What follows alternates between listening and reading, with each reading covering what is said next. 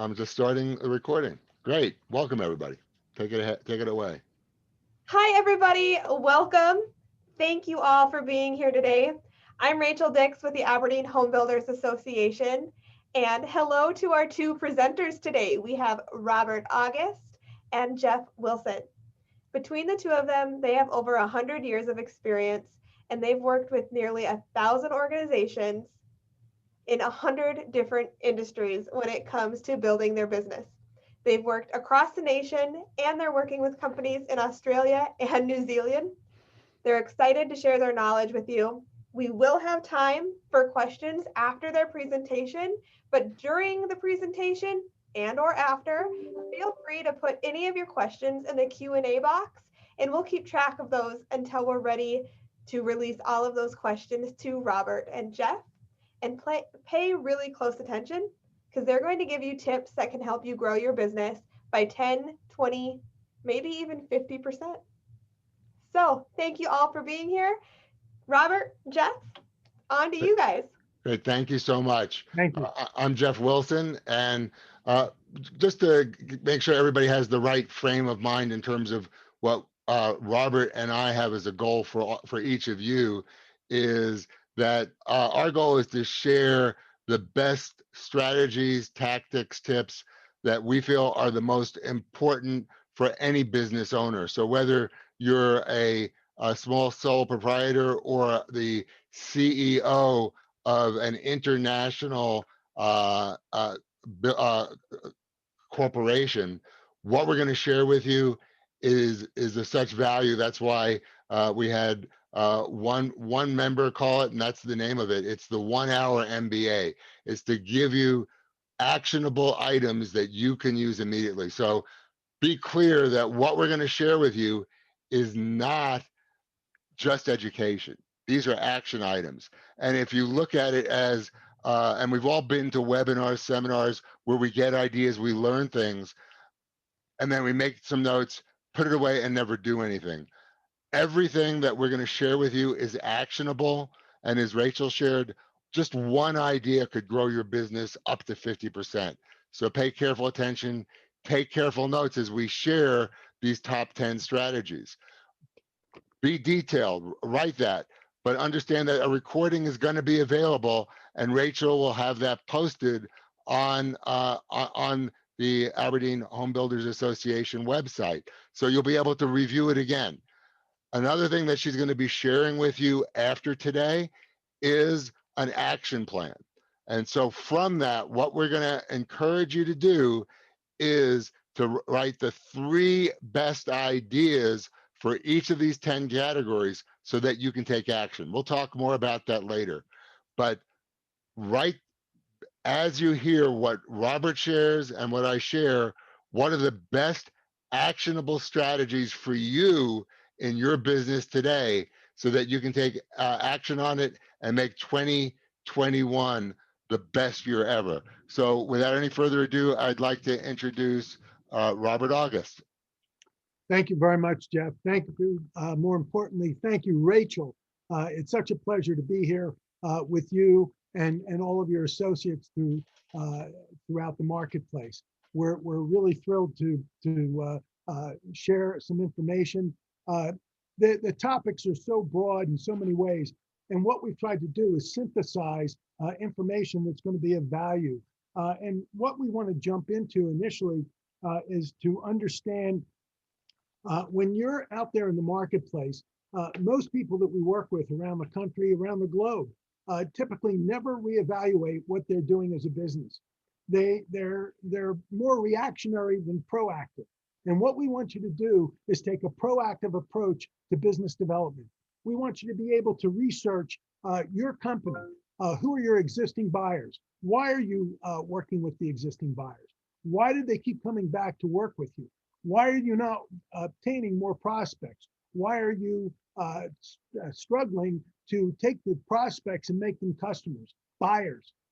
This is, in our remarks today, just don't relate to real estate brokers or builder developers per se. It's to the universe. You could be a member of the Chamber of Commerce or a member of the association and selling outstanding countertops and wonderful wonderful products that Cambria has to offer. Or you could be an individual like Kelly that might be working in the electrical industry. So all of these tips and points are really important. Study your current buyers. The other thing that most people never do is ask for referrals from their existing buyers. You need to put together a series of focus sessions with your individual buyers that you have. Focus sessions of 6 to 8 people. Ask them 5 questions.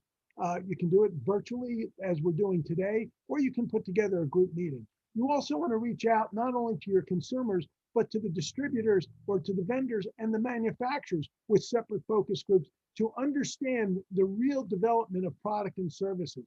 A lot of you can obtain information from your chambers of commerce.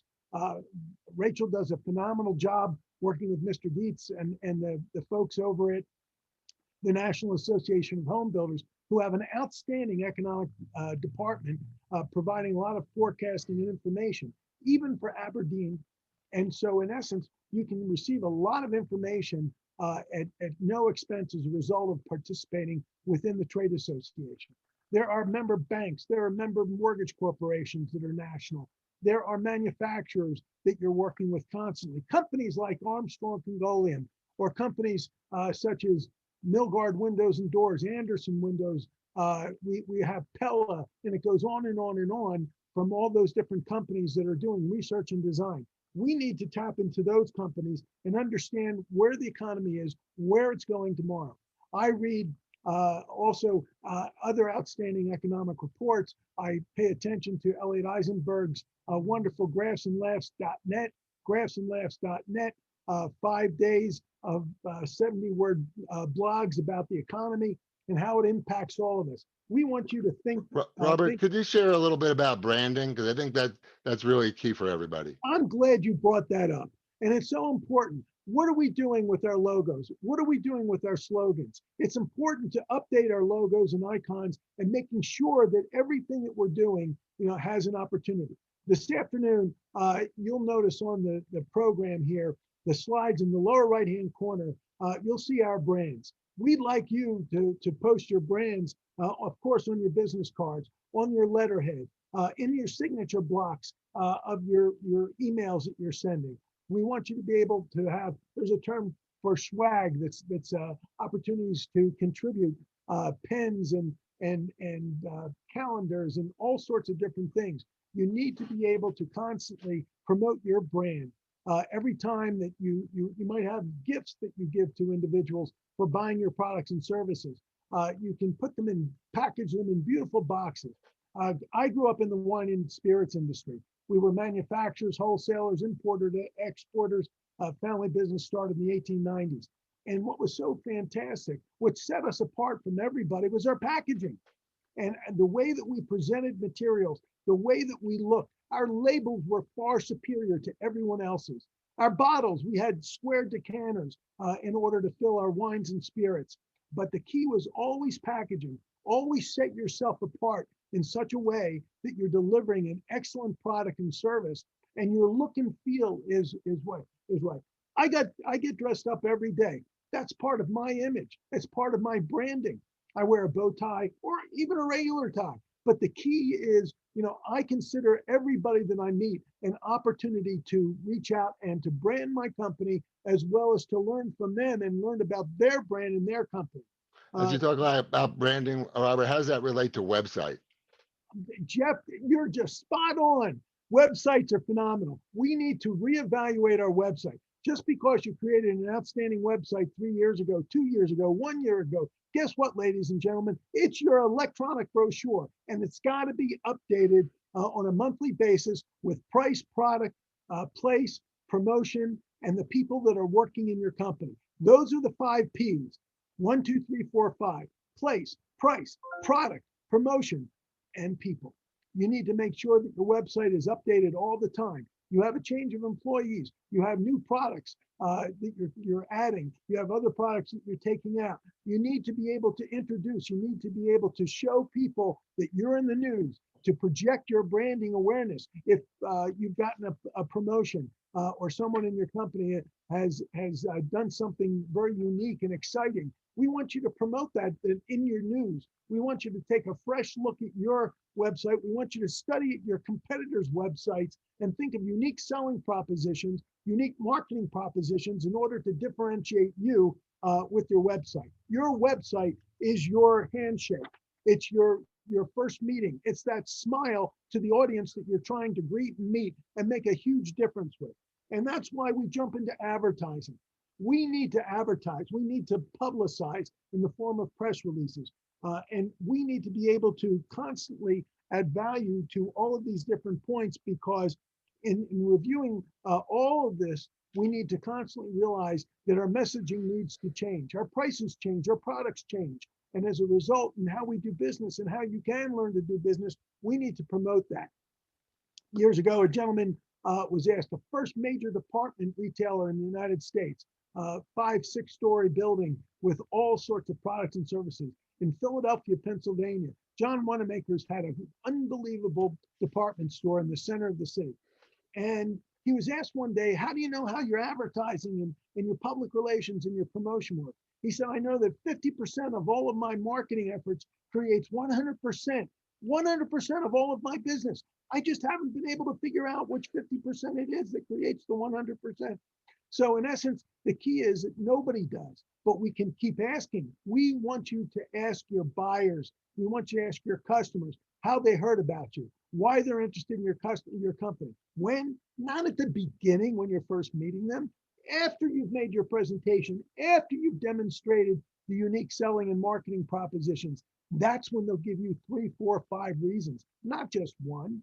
So it's important to study those reasons and also use them to tweak your marketing plan. Your marketing plan could be a 2-year, 3-year plan. Ladies and gentlemen, your marketing plan is no more really than a 3-month plan. You need to exercise and give your advertising, public relations, and promotion at least 3 months to work in order to see the repetition and the integration. The 3 most important ingredients in your business today, in every business, is not location, location, location. The 3 most important ingredients are contact, contact, contact. Michelangelo depicted in the Sistine Chapel the first major marketing expression by sharing that nothing happens without people doing business with people. How does that relate to customer service, Robert? I'm glad you brought that up, because all of that customer service in reaching out to your customers, I'm going to share an axiom that I learned from my father. And of course, I didn't believe my father. When I was 14, I couldn't believe, how stupid he was. By the time I got to be 21, it was amazing how much he had matured. And in that's Mark Twain. And in that whole concept and understanding customer service, when you take care of your customers will take care of you with sales. My father said 1/3 of your buyers you'll always have. 1/3 will be in transition. 1/3, for whatever reason, will never like you. And I said, oh, this can't be true. And as I've grown up in the business world, it's absolutely true. When you find that you can't turn a prospect into a buyer, move on. Don't try to belabor the issue. There are so many people out there that want to learn and work with you, so we would encourage you. Now, customer service is critical. It gives you the opportunity to go back and service that customer. When you've written your agreement forward and taken care of that customer, please, for me, respond within 24 hours of any call, any email that you get. If the Goodyear blimp is screaming for you to respond, get to that customer as quickly as possible. Frankly, I try to respond to everybody within 2 hours. I want people to realize that they're my most important commodity. They're my most important customers. And the more I take care of them, I'm earning the right to ask for referrals all the time. So service your customer, set expectations early when you're working with buyers, and let them know, and your prospects, let them all know that you are going to be a collaborator, an individual to move forward with them directly. We'd also like you to develop in a mastermind collaboration. We want you to create professional mentors. We want you to surround yourself. People can call me, anybody that's listening today. Our operators are standing by right now at area code 303-500-3400. You can call me about anything and I'll be happy to talk to you. Maybe you want to buy a box of candy for your sweetheart. I'll give you the right candy to buy. That's 303-500-3400. The key with defining professional mentors, people who can give you advice, people who can give you counsel, people who can identify with you and make a difference. They're there for you. It could be somebody in Washington, D.C. that Rachel needs to speak to at the NAHB at 1-800-368-5242. That's 1-800-368-5242. If you want to know about marketing and sales, Joe McGaw is there to help you, who runs the National Sales and Marketing Council. And he's available at extension 8693. So as you call in there, this is unbelievable. I think it's important for you to understand professional members are so important. Review your successes. We want you to review everything that you're doing right and how to advance the successes. What am I doing? What am I achieving? What am I accomplishing? And why am I accomplishing these goals? We'd like you to look at your failures. Rudyard Kipling was a great second baseman for the Philadelphia Phillies. No, he was an author. He was an unbelievable author. And Rudyard Kipling, inside a wonderful poem, had these words: success is failure turned inside out. Paying attention to your failures opens up new opportunities for you. And what it does is that it gives you the opportunity to understand and to really get into the process. You need to debrief after every sale. I'd like you to make a note and do this for me, maybe not for you, but do this for me. Every time you put together a sale or you lose a sale, I'd like you to write a three-point item on a 3x5 card, put it in a tickler file, or write it in your customer, your CRM file. What I'd like you to do is, what were you trying to accomplish? What did you accomplish? And what would you have liked to accomplish? So in essence, you're showing me, you're showing yourself how you accomplished the goals with a customer and what you need to do to improve upon that situation. So it's important for you to debrief each situation as well as each management situation that you come into contact with.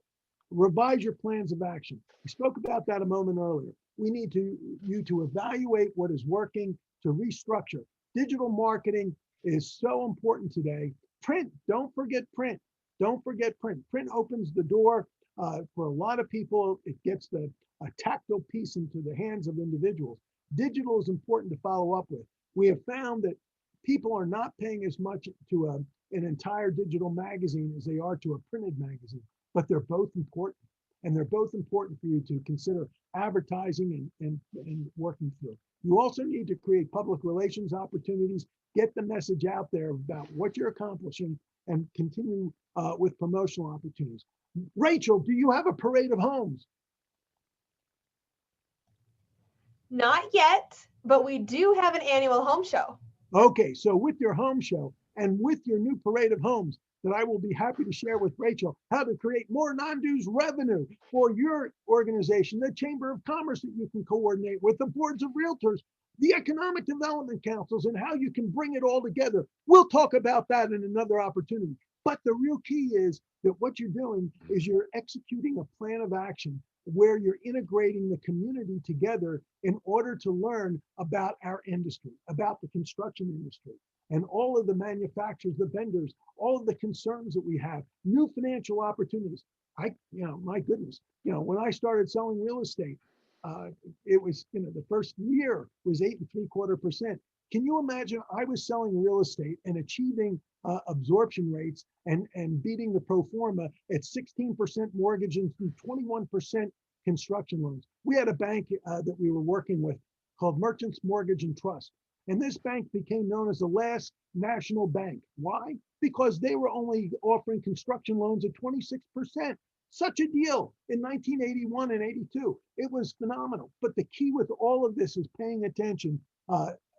Evaluate your plan, execute the plan, and make sure that you're moving forward. We want you to think very, very quickly about the sales team and the training tools. We want you to think about all the things that you need to do. You need to shop your salespeople. You need to evaluate them. You need to put together forms. If you have questions, we'll be happy to help you with those. But the real key is, how are your salespeople performing? As a result of understanding how they're performing, they will learn how to improve upon. If they're not asking closing questions, 20, 30 different closing techniques can be taught. We want you to think about the fact that they need to read, read, read, read anything. I don't care if it's Veronica takes Archie to the beach, or Archie drives Veronica up the mountainside. What the real key is, anything and everything that you can read will help you be a better salesperson, will help you be a better business person. We want you to create an elevator speech. We want you to do a great job in putting together not only a 30-second speech, we want you to create a minute speech and a 2-minute speech and possibly a 3-minute speech. When I go into a meeting, for example, Rachel holds in-person meetings when it's conceivable and possible. And they'll be back. And it's an opportunity for us to network and exchange ideas, even on Zoom.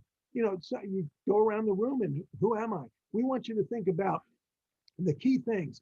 For example, a quick elevator speech.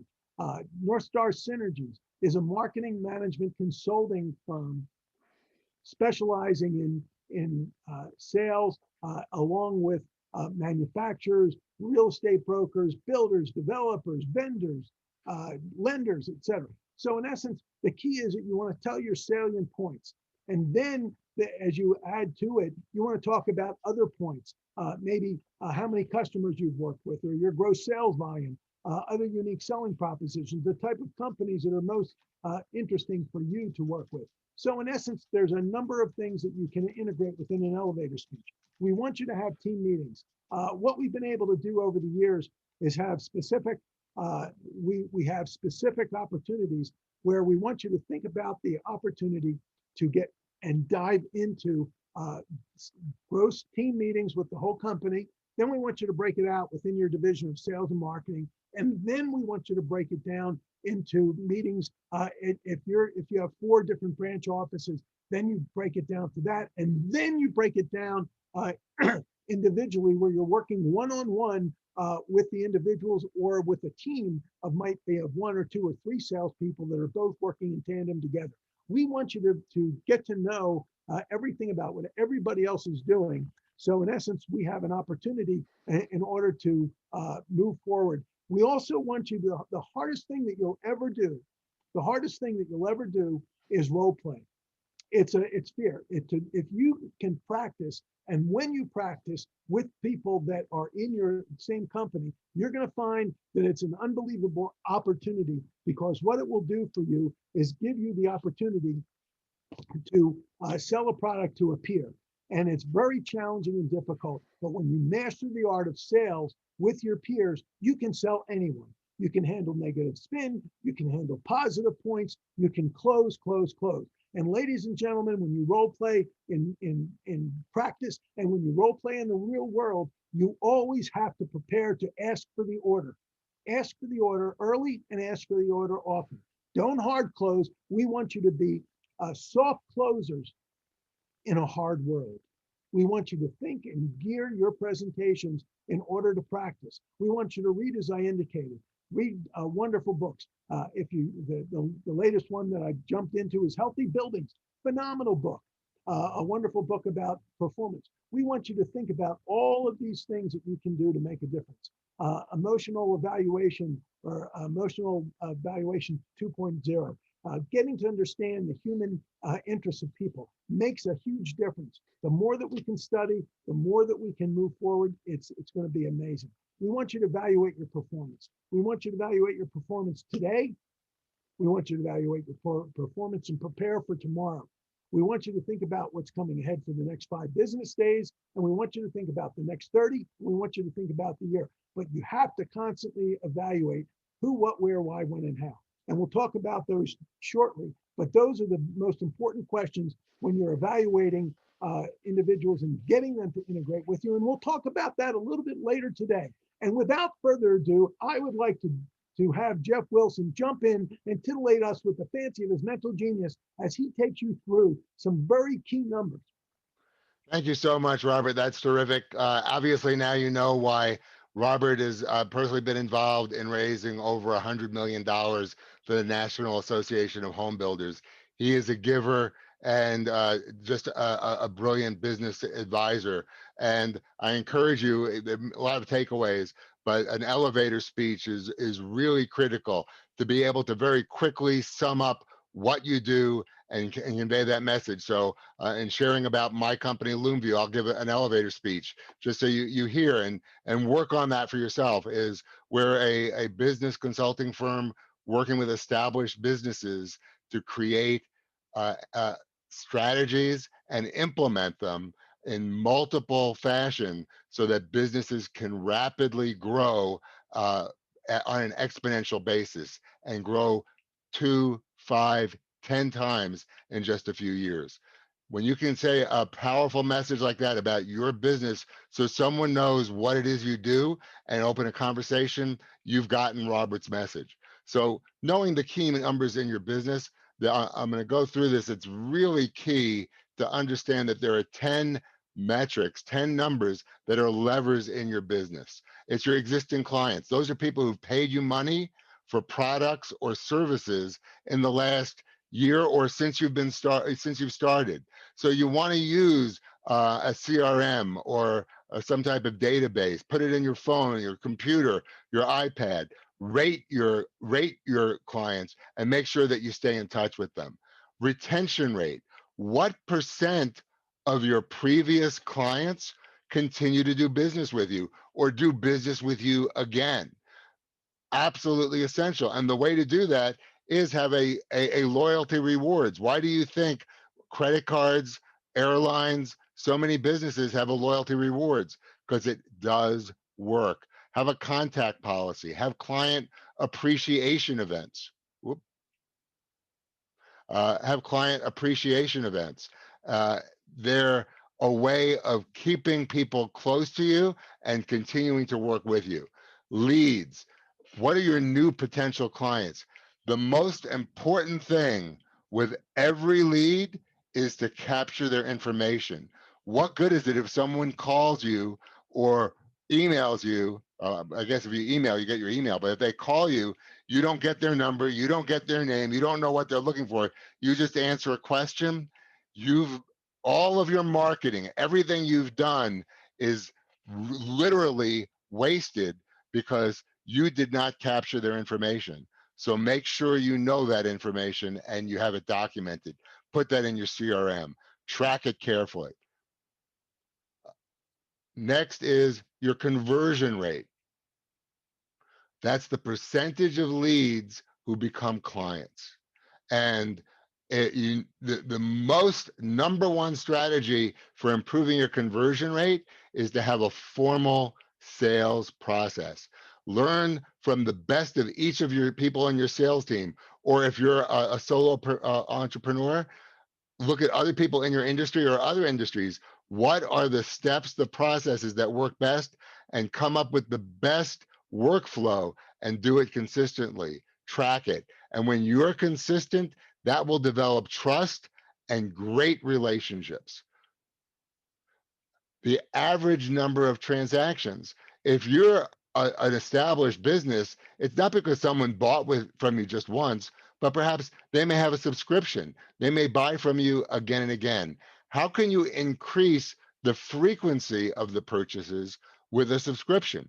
Consider that.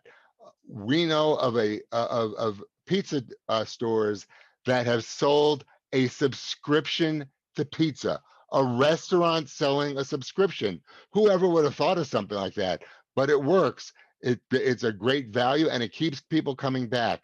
Give them a checkbook of a checklist of needs. We work with a paint store that had again paint line, a special paint line, but they were competing with the big box stores. How did they do that? We had them create a checklist of what are all the things that someone needs when they come and paint. So instead of coming in, grabbing 2 cans of paint, a paintbrush, and maybe a drop cloth and running out, that's 4 items.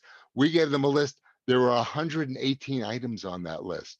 And they went from an average of 4 transactions per sale to 17. That business and are working with them in just about 4 years grew from 1.5 million to 7 million because they used these kinds of strategies. Use that in your business. How about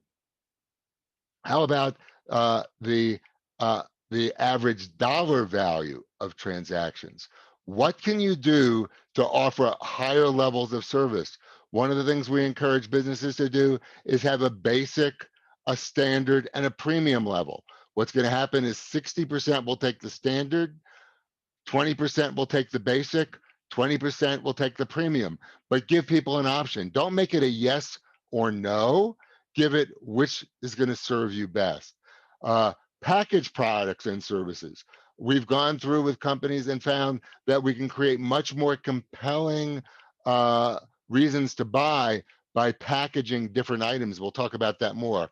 And number one thing, don't discount, because discounting doesn't come off the top line of revenue. It comes out of your pocket in profit. And remember to always upsell and downsell. Absolutely, absolutely essential to do that. Next in key numbers is your gross profit margin. That's number 7. This is one of the areas where you can get the most possible leverage. And what that is for every product, each and every product and service you sell, what's the percent of every dollar that's profit?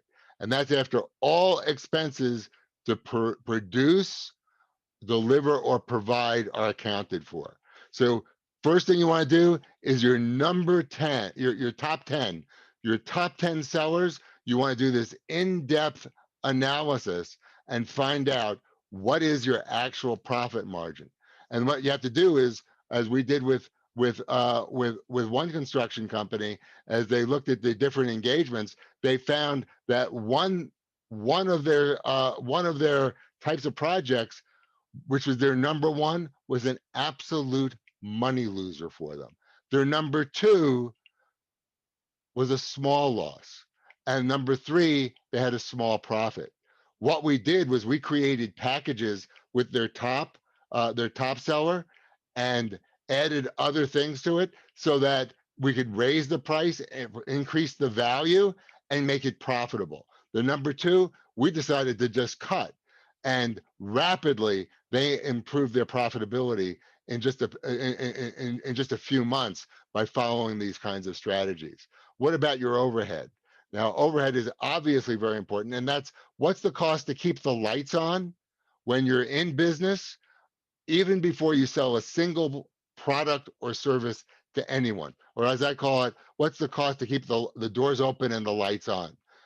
In smaller businesses, the first thing I suggest you do, raise your salary. People think that the way to improve your business is to cut overhead. That's not correct. You want to use your investment in overhead efficiency, but the best way to grow your business is to increase your overhead and increase the results from your investment in your overhead. So what are you doing to do that?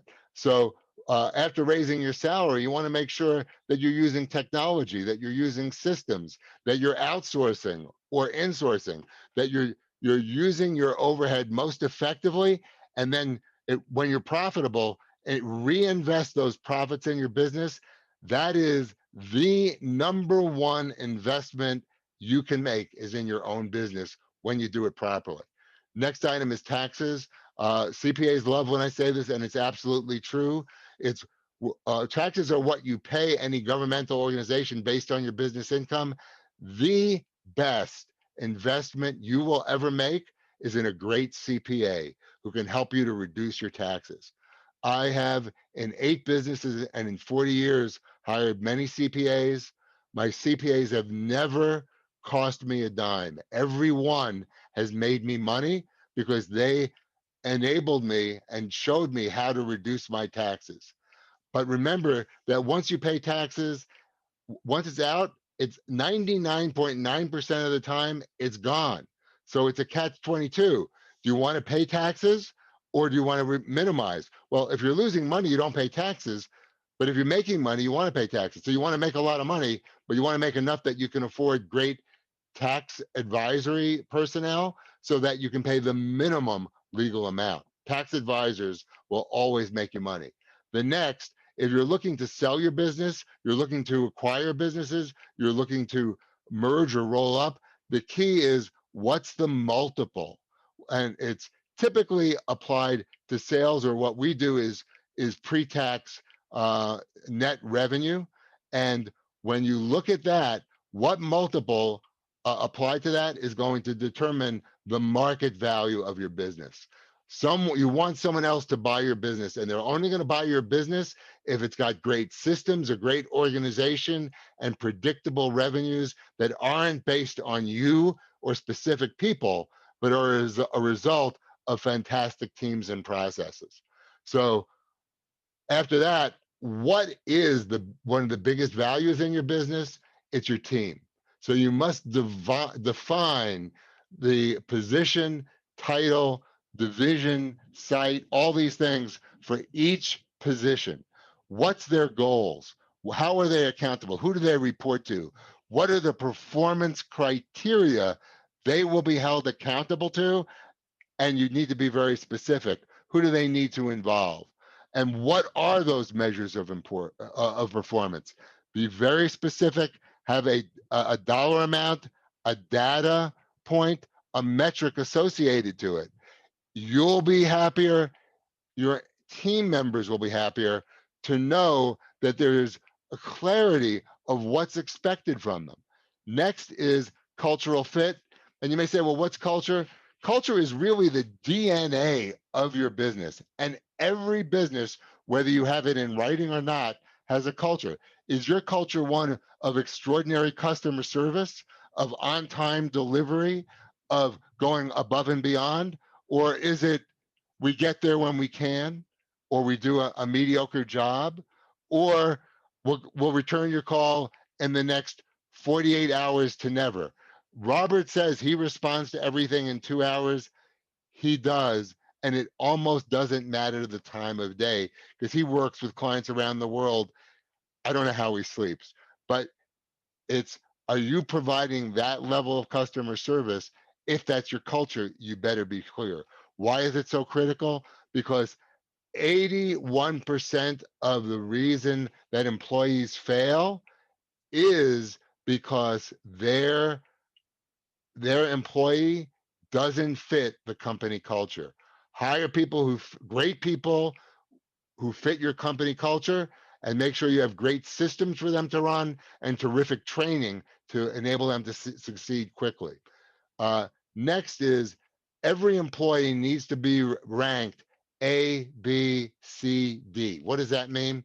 A is they're always great. That means you would love to have 10, 20, 100 employees just like that. They'd be great for your business. B is they're really good, but every now and then there's something that's not terrific. That can be a little challenge or is a little glitch. But if they could just address that and you could help them through mentorship, training, coaching, outside webinars, or tool systems, they could become an A. Now a C is someone you can barely stand. On a good day, they may be acceptable, but there's regular challenges. And D is they're dead to me. They literally suck the life out of me. The best thing you can do with those people is create an action plan. And that action plan is for your D employees, help them move along somewhere outside your company. Give them that opportunity. The A's, give them an opportunity to excel. B, opportunity to improve. C, can they step up to a B level or can they step off to some other company? But when your company is made of A and B employees, the growth you'll experience will be amazing. Next, systems and technology. Such a critical area these days. What you want to do is systemize the routine. And whether you have a window installation company or an electrical supply or contracting company, whether you do cabinets, kitchen cabinets or counters, flooring, whether you're a home builder, a realtor, a real estate agent, an insurance agent, and we have all those industries represented here in our audience. That doesn't matter. What you do is 80% routine. Document it so that it can be done standardized by someone other than the highest paid, the most highly trained people. You want really great people then to run that system.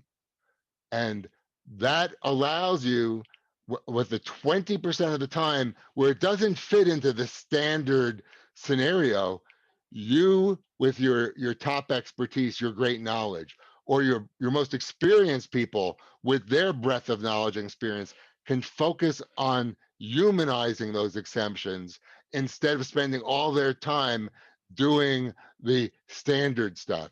You can have a lower paid, lower skilled people who have great attitudes, who are terrific cultural fits, who provide extraordinary customer service, run those systems, but your top people are really addressing rapidly the challenges that your most valuable customers do. And what that means is the systems run your business. So instead of saying, well, gee, I don't know how to do this, or no one knows how to do this, only Mary knows, or only Steve really understands this software program, or only Jaden has access to the software. You need a manual with systems. Everything needs to be documented so that anybody, when they have that manual, can do it. And then you want extraordinary, well paid, and well incentivized people to run those systems. I am not saying that you want to get the cheapest people, you want great people. But look at McDonald's. Could you imagine, just looking, we look at systems and say we can't do that. Well, McDonald's developed a system for French fries. Think of that. That if you wanted to make great French fries, what would you have to do? Say, well, what kind, where do I need to get the fries? How do I cut them? What do I cut them with? What's the shape? How do I store them? What do I season them with? What kind of oil do I use? What equipment do I use? How long do they stay in? When I take them out, where do I put them? How long can I keep them before I get rid of them? That's 11 decisions. McDonald's has systemized all that so that a 16-year-old with a couple of hours of training can get it flawless every single time. And I'm not saying every business can do that with every aspect, but 80% of what you do in your what goes on in your business can be done like that. And then you as the business owner, you as the executive, you as the manager, you lead your people. So in systems and technology, you want a flow chart. And whether you do that in an outline form or a schematic, you need to develop a very clear flow chart of what you do, how you do it, what position is responsible. You want detailed operations manuals. Why? Because if somebody is out sick, and we've had that happen, that anyone else can come in, access that manual, and if especially if it's online, you can access that and you can run the business. That if God forbid someone dies, what happens? Does your business shut down, or does someone else have the manual to do it? Why is that so important? A classic example in one of my businesses, we used this process, went from 5 full-time people and myself to 1. That person, Sandy, did a fabulous job. We had great systems. We doubled our revenue. My bottom line quadrupled in 2.5 years. But then Sandy one day didn't feel well, had to go to the hospital. And they said, she called and said, I have to go for surgery tomorrow. I'll be out for 6 weeks. I was a little bit shaken, but I had a business manual. I knew someone because I'm always testing to see who might be able to fit a role. Someone who could be a good cultural fit, who could come in and help for a little bit. Daryl came in the next day, handed him the operations manual. For 1 week, I spent an hour a day answering any questions. And at the end of a week, he was 80% effective. He could do 80% of all the things Sandy did without me having to intervene at all. That's what a flow chart, great systems, and an operations manual can do for you. And then looking at each of your team members, what's their performance? How do you evaluate it? It's absolutely essential. Don't wait till an annual review to review performance. Review performance at least monthly. I say weekly. Talk to each of your team members or each person who reports to you directly once a week. And it doesn't have to be an hour-long meeting. It could be a 5-minute or 15-minute meeting, and say, hey, you did a great job here. This is an area to improve. Here's what I suggest.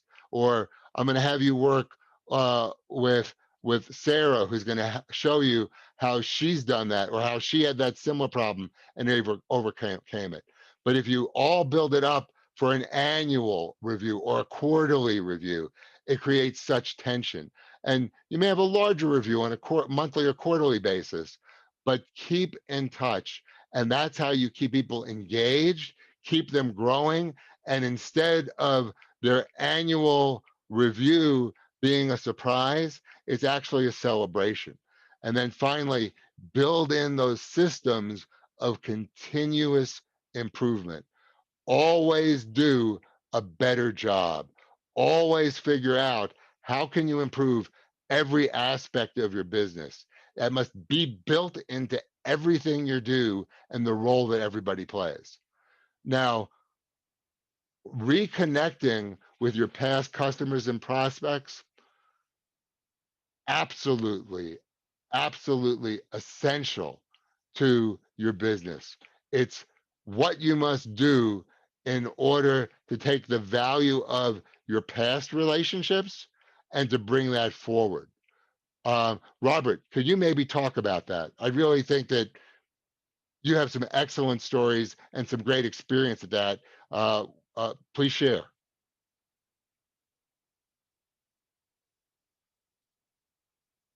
Good. Thank you. I had so much to say while you were speaking, Jeff. I wanted to jump in, so I had to mute myself in order to restrict myself and afford you the opportunity to continue doing an absolutely fantastic job. Thanks for the Reconnecting, respect. I'm working on it. It's so difficult. Reconnecting to past customers and prospects. Ladies and gentlemen, you've got to stay in touch. What happens in most businesses, it's amazing. As soon as we close a transaction, deliver a product, we're on to the next opportunity. We don't think that buyer that we just worked with is going to be critically important to us. That buyer, you just spent a lot of money creating. You spent money on advertising, public relations, promotion. You reached out through social media. You did all the right contact things. You got this buyer, and now you've sold the buyer and you've ignored the buyer afterwards. We want you to stay in touch with these individuals. One of the great things that Rachel does, she gets you involved right away within the trade association. She gets you involved on a committee, on a council, and then she holds you accountable for participating. And that's why your Aberdeen Home Builders Association is so special, because of the leadership. And you as leaders within your own companies need to take responsibility. Those customers that you've created, they bought you. You've heard the phrase possibly from Nordstrom, that we want you as a customer for life. When you tell your buyers that you want them for life, when you show them and you act in the form of delivering outstanding products and services, guess what? They respond. It's what we said before. When you take care of your buyers, not just your customers. When you take care of your buyers will take care of you and continue to repeat. And in addition to the repetition of buying from you, they will also bring you other referrals. And so it's critically important. What we want you to do is to think about reconnecting to the past and staying in touch with all those people. We want you to when you run an advertising campaign, take that advertising campaign and e-blast it to all of your previous buyers and your prospects. If you're in the news and you've done something great on behalf of the Aberdeen Home Builders Association, and you've got a nice letter from Rachel touting your performance, take that letter and also send it as an e-blast to all of your folks. Or make it as a snail mail and copy it and write a nice letter and make a difference, with all these things when you're working with them. We want you to think of all these different things. And ladies and gentlemen, as you think, if I can also ask of you, think of your questions and that you're interested in asking us. We'll be happy to elaborate on a Q&A process shortly. But I think that the key is to enhance and implement your contacts with your customers. You have a prospect. A lot of times, we've sold real estate in every price point, every single price point. And the buyer who comes in to buy a starter home, that first initial single family home or maybe a townhome, and you might have other products and services for them. It's amazing that they know people, who know other people, or they know people themselves who can help you. We want you to enhance and implement a referral program. Jeff spoke about it before. There's all sorts of incentive opportunities that you can do. But one of the things that we do, one of the amazing things that we do in our business platform is that we want to do something to enhance our product or our companies. So for example, when we put together a referral program, how many builders do we have participating today, or developers? So what we want to do is reach out to those people, and you can adapt this to your individual business. But every time we get a referral from one of our existing buyers, what we do is that we give them an attaboy, we pat them on the back, we send them a nice letter, but we also give them a credit to a wonderful company to enhance the exterior of their home. To enhance the exterior of their home, because we want people who are driving up and down the street to see better landscaping. The landscaping is cosmetic surgery, and we want them to look at that home. So we might give them a $1,000 gift certificate for referring a buyer who actually closes on a new home. So the idea is that where's the landscaping going? It's going in the front of the home rather than in the rear. But think of different ways that you can create referral programs. If you've got great relationships with your finishing company or with a company that may have other opportunities, maybe there's a way to drive more business to them. A lot of customers also need to fix up their existing home in order to sell it. And so you might have a referral program for them with other manufacturers and vendors and distributors and contractors to put together. You might have an opportunity to reach out and help people and implement other programs where you're not giving them a physical money, but you're helping them finance their existing home in order to purchase and finance their new home. There are so many different networking opportunities, and these are things that are critically important to think about, and we'll be happy to elaborate on specific programs. But Robert, I think could you, there's always a big challenge that people have, which is how and when do you ask for referrals? And you're a master at asking for and giving referrals. Could you give some of your best strategies right now? and yes, I'm so glad you brought that to my attention, Jeff. So this is going to sound crazy. Most people are instructed, you cannot ask for a referral until you've sold a product, it's been delivered, it's been installed, and maybe the person's had a month, 2 months, 3 months to enjoy it before you call that buyer. Ladies and gentlemen, you're earning the right to ask for referral when you speak to people today. Rachel, what other home builders associations do you know that would like a program like this? So in essence, you're asking for that referral right away. If I were Brooklyn and I were introducing my products and services from Cambria, I would be asking, oh, by the way, whom else do you know that would enjoy the outstanding Cambria product? And it's funny because, what you're saying to that buyer, what you're saying to that individual is that you respect them well enough that they are worthy of asking for referrals. So you're asking right away. The other thing is that you have to choose the appropriate time. I wouldn't just say, my name is Robert August. My name is Robert August. And oh, by the way, what is your name? Oh, it's Rachel Dix. What a great name. And oh, by the way, who else would like to buy my product? I wouldn't do that. I would certainly present and demonstrate. And when I felt that it was right, the product was right for Rachel, I would then turn to Rachel, and say, and whom else do you know that would like to enjoy the outstanding products or services that we have to offer today? I mean, because it's a signal. The other thing is you're going to be following up. You may not close Rachel in that first meeting, but you're earning the right to call Rachel back, to email her back, and you want to ask her for referrals as well. And every buyer that you have that's buying a home in your neighborhood, they become an investor. And when they buy a home in your community, if there's 100 homes that are going to be built and they're buying one home, they're a 1% investor in that community. A shareholder is a better way of saying it.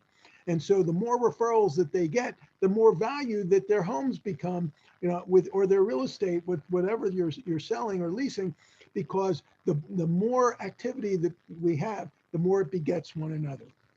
A quick point with strategic alliances. Wayne Dyer shares with us in encapsulating some of the points that Jeff alluded to a moment or two ago. When you change the way you look at things, the things you look at change. When you change the way that you look at things, the things you look at change. Rachel, strategic alliances are very important as you get started with your parade of homes. Scattered parade will probably happen in all price homes in all price points. Starter homes, mid-range, more expensive. And what will happen is that you'll be able to create strategic alliances in order to grow your membership with manufacturers. Do you know how many appliance companies there are in the world who are selling appliances in the United States? I'm not going to ask you for a number, Rachel, but I'll tell you it's 65. And all 65 of those major manufacturers would love to be participating with the Aberdeen Home Builders Association. So what we've done over the years in creating alliances, we have created Parade of Homes, non-dues revenue programs, Idea Homes, etc., Wounded Warrior Homes, and it goes on and on and on. But the key is creating these alliances with the manufacturers. And why?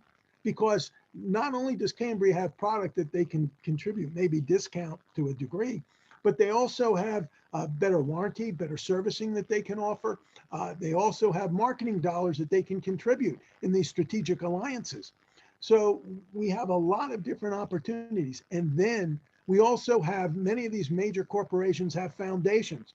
So we always like to create in a strategic alliance a contribution. So for example, there might be a children's hospital, or maybe there's the American Cancer Society, or an organization that you feel is appropriate. Each of these corporations also has foundations to make contributions to these other foundations. So you can raise additional money in order to use the money to help promote your non-dues revenue activity.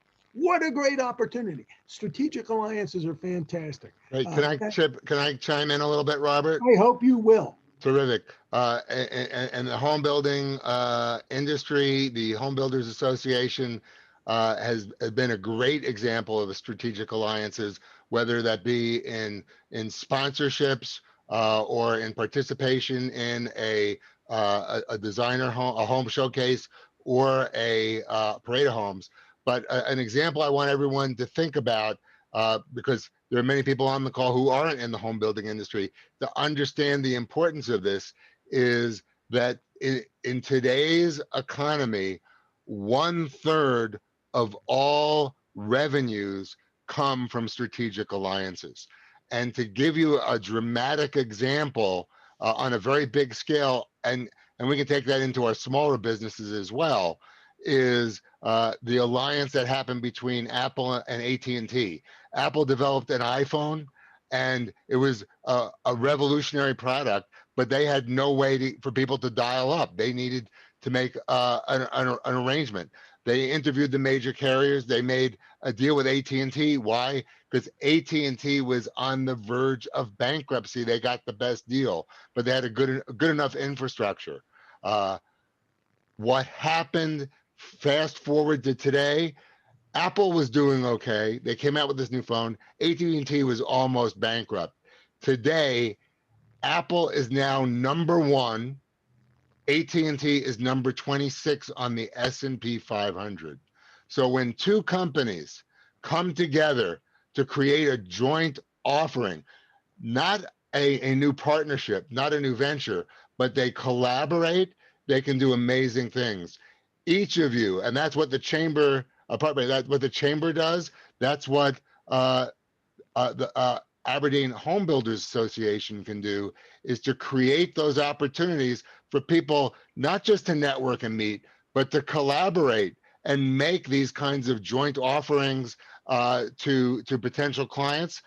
When you look for those opportunities, you're doubling, tripling, quadrupling your reach and your mark and the potential clients you can talk to. So the last point that I want to make, and then we're going to do Q&A. There have been some great questions coming in. We're definitely going to answer them. And I think you're going to get extraordinary value from that. So I recommend, if there's any way you can stay on, because I know Robert has some great answers to some of these questions. I have some pretty good ones. But the number 10 point is to define and implement improvement. It has to be consistent. You need to build in to what you do, whether it be weekly, monthly, or quarterly. Let us look at everything we've done. Let's monitor it. Let's make sure that we are in real time keeping track of how we're doing in each of these key areas. Then let's make an honest evaluation. Are we doing well? Are we doing great? Could we improve? Or are we absolutely horrible? Sometimes you may have to stop doing something. Maybe it's you need to bring somebody new in. Maybe you need to totally subcontract or outsource. Be honest. You have to do that revamp. And then once you've done that, it's a virtuous cycle. Then go back and restart. We talked about these 10 solutions for the biggest challenges in business. You have to be, if anything 2020 taught us, you got to be flexible and adaptable, and you got to be resilient. So with that closing point, I want to thank Robert for just brilliant points that you shared. Terrific. Rachel, thank you so much for the opportunity. And Robert, we really appreciate everyone who's attended. And if you want to learn something that you can apply immediately, stay tuned for the Q&A. But Robert, you had a closing point. Yeah, I just wanted to make sure when we spoke about the strategic alliances that you promote the alliance partner more than you promote yourself. For example, when you do a parade of homes, Rachel, it's not about the developer or the builder. They're getting the notoriety by people coming to the neighborhood, by coming to the home. The star of the show are your window and door manufacturers. They're your countertops. They're your appliances. Those people are the ones who are participating, providing discounts, providing advertising and sponsorship dollars. Those are your stars. Create that paradigm shift.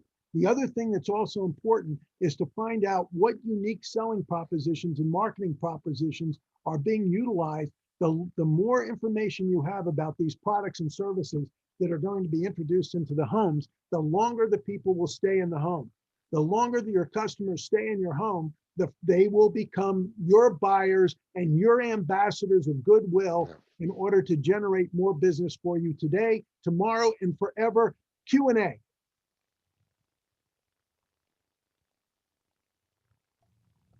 That was awesome, you guys. Thank you so much. We do have quite a few questions that came in. So I think rapid fire, we'll start at the top, see what you guys have for answers. Ready. You ask away, Rachel. You're in charge.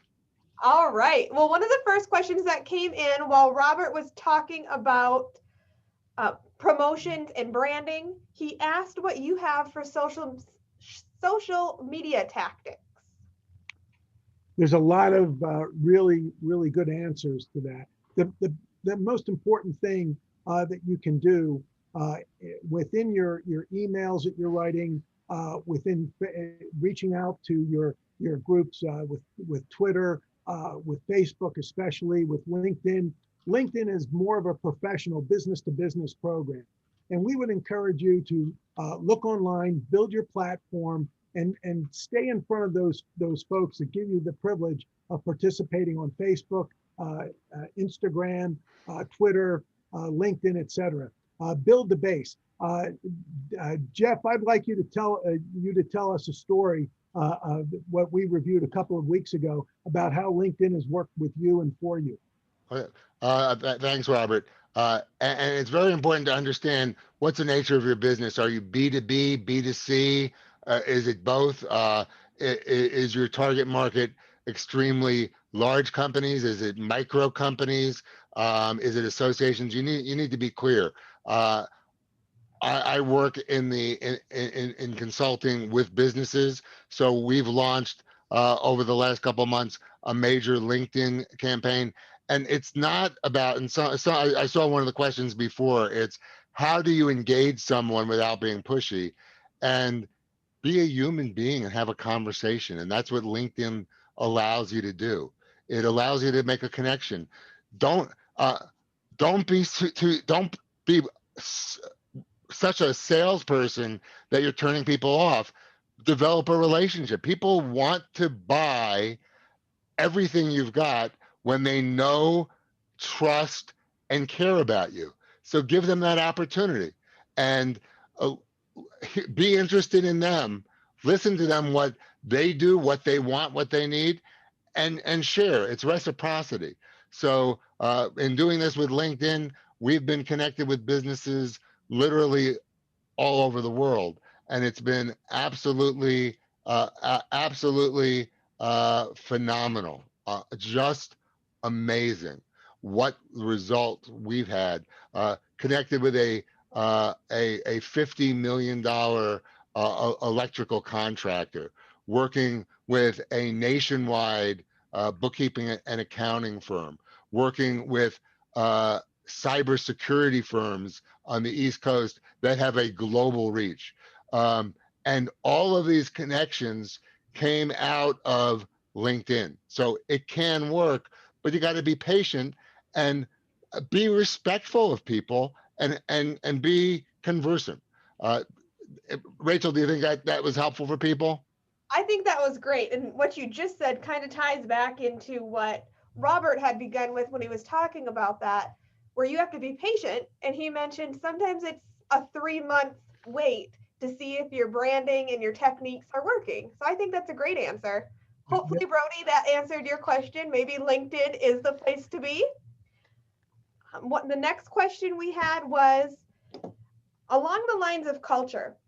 We were talking about our A, B, C, and D employees. So let's say you have a B or C. How do you help train that culture in that action plan for them? And I know this could probably be like a 2-day seminar of how we can actually do that. So a condensed version of how do we train that culture? Great. Robert, may I take this Sure, and tell please. you how we do that? The first thing is to define your culture, and by define, put it in writing. There are a lot of different ways to do it. We have systems and processes. There's a lot of examples out there, but be clear. And typically, we recommend that companies identify 7 to 14 terms that really define their culture, and then put with that a definition for your company, what that term means. When you say customer service, what does that mean to you? And give a real example of it so it's living in your business for each of the things. When it's quality, what does quality mean? Well, one of the things about like Rolls Royce, they said, our cars never break down. They said, well, I heard of someone whose Rolls broke down. They called someone and they came out to fix it. And what happened was they just basically showed up, fixed, and left, and they didn't even know it. And they say Rolls Royces don't break. It's what Nordstrom's used to be. Is we just do it. It doesn't matter where you are. If you're in the middle of nowhere, we'll send someone to you. Is that your attitude? So how does that relate to the A and B? The A and B typically are good cultural fits. The C's and D's either aren't, or in the case of the D, probably never will be. The D's, how do you deal with them? Again, give them an opportunity to go work somewhere else. The C's, give them an opportunity to grow, converse with them, be honest with them, and give them an opportunity to grow and improve. And if they don't fit your culture, stop wasting your time and energy. They're sucking the life out of you and everyone on your team. Case in point, one business, one light manufacturing company we work with had 2 team members that very productive, but had the worst attitudes.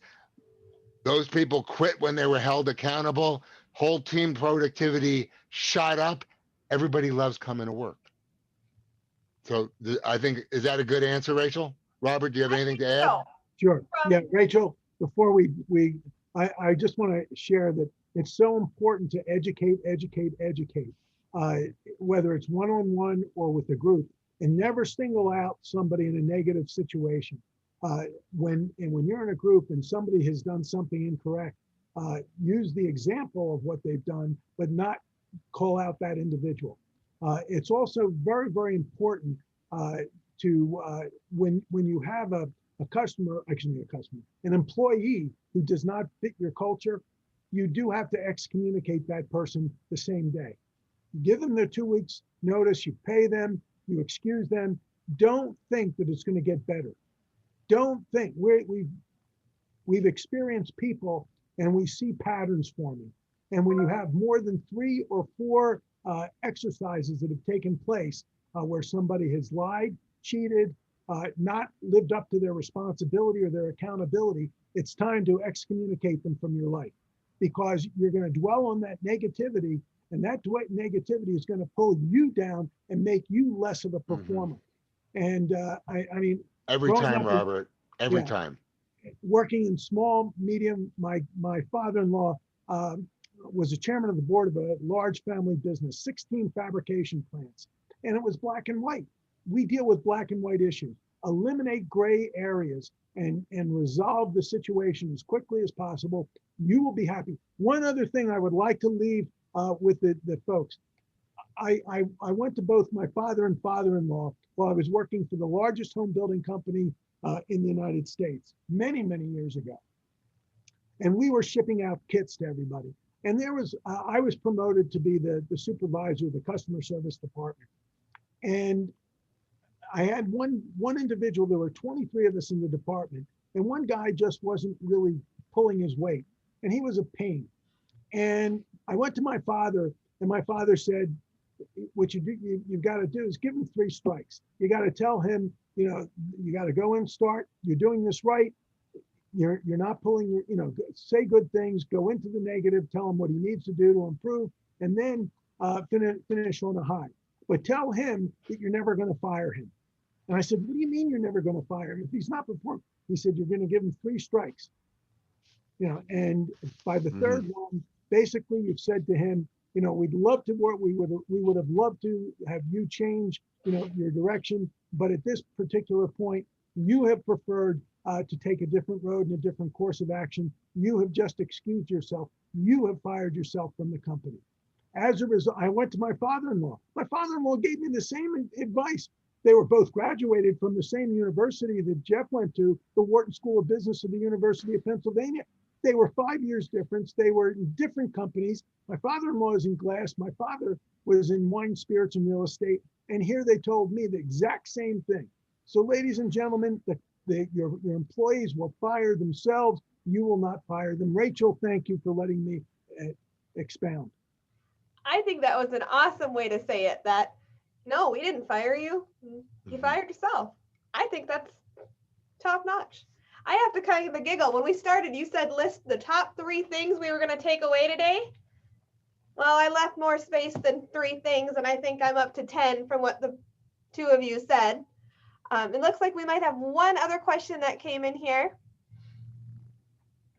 Oh, doesn't look like it's a question. I believe we've answered everything that came up. We touched a little bit between being pushy and asking too much. I think Robert answered that very well, that we're always earning the right to ask for that referral when we start our conversations. And I think Rachel, if I could get in, I know Robert's waving his hand. I'm going to talk first because you're going to talk longer, Robert.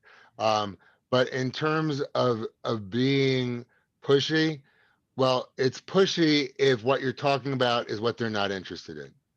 So the first thing is make sure that you understand what someone is interested in and you're talking to their needs, their concerns, what they want to address, and focus on value. What's the value of what you bring?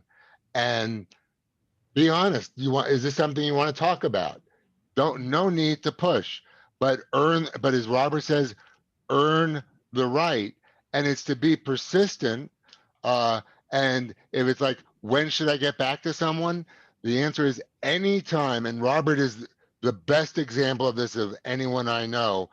He will always go back to someone anytime he feels he has something to share or bring of value to them. and brings value and says, by the way, we should really be talking about such and such. But I'll let Robert give maybe a better example about that. Well, what I would like to do, knowing that we want to help everybody that's listening, a softer way, a softer approach when you're first meeting someone, or you have continued meeting with people. I'd like you to change your mindset. And Rachel, while you're making your notes, this is important. When you ask people closed-ended questions that will be providing you with a yes or a no, you're not giving them an opportunity to share their experiences, their opinions. And one of the things that you will do, psychologists have taught us that, and sociologists, the more that a buyer hears themselves speak, the more they will become at one with you, the more they will gravitate to you. Now, I spoke about Rudyard Kipling, who was a tremendous author. He was a journalist and became an author. And he was taught in communication that your six favorite friends are who, what, where, why, when, and how. We'd like you to write those down. Who, what, where, why, when, and how. And why? Because when you ask a question, there's no question that you can ask that will ever end with a yes or a no when you're using an interrogative statement. Who, what, where, why, when, and how. And why? Because you're getting opinions, you're getting statements of fact, and that individual is sharing his or her thoughts and processes with you, from which you can then continue to take copious notes. And this is another important point. The more notes that you take when you're visiting with a buyer or a prospect, whether on a Zoom call like we are today or in person, the more that person will respond to you in kind. A doctor doesn't know what's wrong with you. A doctor has to ask questions, and they ask you questions that are interrogative. Who, what, where, why, when, and how. And the more notes they take, the more comfortable you become with them and their expertise and their recommendation. The same way that happens when you're listening to Jeff, and Jeff is then listening to you, and Rachel is working with you and working in tandem. So all of these points are critically important as we define human relationships and the outcomes we hope to see. Right, Robert. Just one last point before Rachel, you close it out. Everyone, thank you so much for being on the call. We're honored to share with you. Thank you for your questions. Rachel will be sending out an action plan for each of you to fill out. I wholeheartedly recommend that you do that for each of those 10 areas. What's the top 3 action items? It's an incredibly powerful exercise, and it's going to lead you to what's the number 1, number 2, number 3 things you need to be working on this year to totally succeed this year. And Rachel, we're going to have another webinar where we're going to give everybody who has participated in this live or by watching the recording an opportunity to ask questions, just as we did today, on their action plan, which is, okay, how do I do this? We're going to help you. We're so excited for that. I'm sorry, Robert, I cut you off. No, you're fine. I was just going to say, and this is all on behalf of the Aberdeen Home Builders Association. And we thank you so much, Rachel, and everyone. That is so wonderful. Thank you both, Jeff and Robert, for coming on and being so gracious and sponsoring this with our HBA, allowing our community to join us and hang out with us. So everyone who's on, again, thank you so much. And as Jeff said, I will be sending out that action plan to you. If you catch the replay, let me know. I'm happy to send that out to you after you watch the replay so you can get that too. And then, as Jeff said, we are going to have follow-up sessions to this. So keep an eye out so you can stay registered for those. Anything the last minute here that Jeff or Robert you'd have to share with us? Everyone, any questions that you have, Jeff is standing by at 303-726-7753. And Thank you, myself, Robert. Remembers everything. my cell Thank you, phone everybody. is 303-601-5840. Don't be a stranger. You know us now. We're your next best friends. So stay in touch with us, stay in touch with Rachel, and let's all work together to build a better united front, whether it's together through the association or any and all causes. We thank you very much. United we stand. Thank you. Thank you so much, everybody. Have a great evening. Thank you, Rachel. Thank you. Did it meet your expectations? Absolutely did. You guys are wonderful. This was great. We have a ton of thank yous flooding in. I think everyone who was on really enjoyed it. Yeah, how many did we end up